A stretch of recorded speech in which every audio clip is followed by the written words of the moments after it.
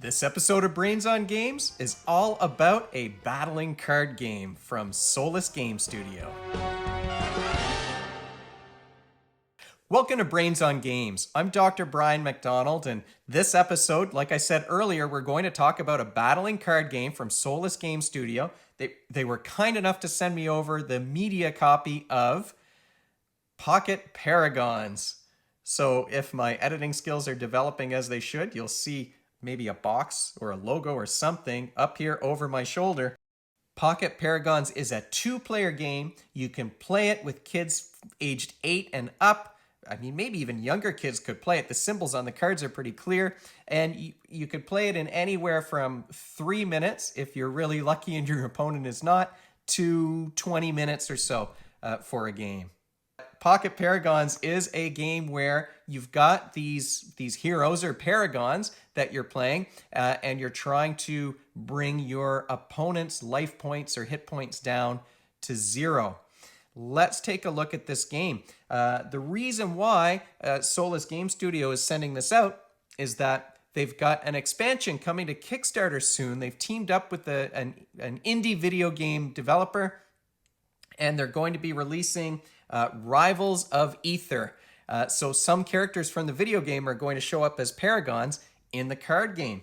What this game is about is you choose your paragon that you're going to be playing with. That goes face up in front of you. Each paragon has a certain number of cards or abilities that they can play, and they all have an ultimate ability that can be activated later on as you play the game.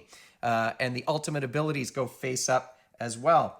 So you have cards in your hand that you're going to be playing. They go face down in front of you. Your opponent puts a card face down. You flip them over at the same time, and that's how you do your action. Once your action is resolved, you discard that ability because you've already used it, and then you can collect your cards back later by playing a card that says rest on it. So once you rest, you get all of your cards back, and you can get back to it and start again. So down here you can see I've pulled out a couple of the paragons. Most of the paragons remind me of, there's sort of a Japanese style, an anime style of character. You can see this one, Poppet, has a little mech or a rocket ship or something beside her. I'll put her down here so that you can see her. So you've got these paragons. Mr. F is my favorite because he reminds me of Arrested Development. And then you've got these cards on your hand that you're playing face down, and then you're revealing them at the same time. The cards, most of them have, let me see if I can find one here. The cards don't only have that action that they do to the opponent, but they also can counter the opponent's action. So if it says counter at the bottom of your card and your opponent has played a card with that symbol on it, that means that their move is canceled. They can't do it. You cancel their move, you get 1 energy for yourself. Once you have enough energy, you can activate that ultimate power.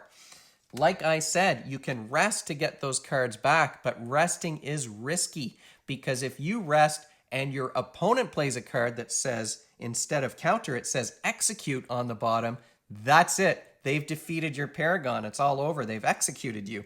So you have to be careful about the timing of playing these cards. So what you're doing is you're keeping an eye on the cards that your opponent has played. You're looking at the symbols on those cards because you're going to eventually want to play that rest, but you don't want to play it if your opponent might be playing an execute card at the same time. So there's a visual memory component to this because you're remembering those cards that are previously played.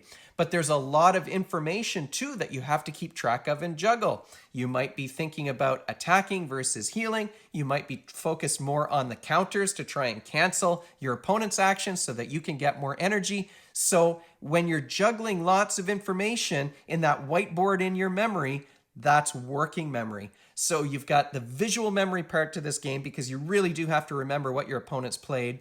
And you've got the working memory part because you're juggling so much information at the same time. The way that this game is going to work when it comes to Kickstarter in October is that you're going to have boxes with the heroes and their powers in them, and there's 6 paragons to a box. There's going to be 4 different boxes, so there's a total of 24 different paragons, and you can mix and match.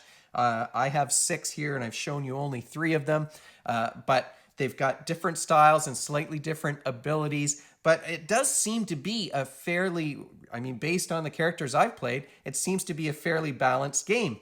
So like I said, that's coming up from Solus Game Studios. It's going to hit Kickstarter early in October.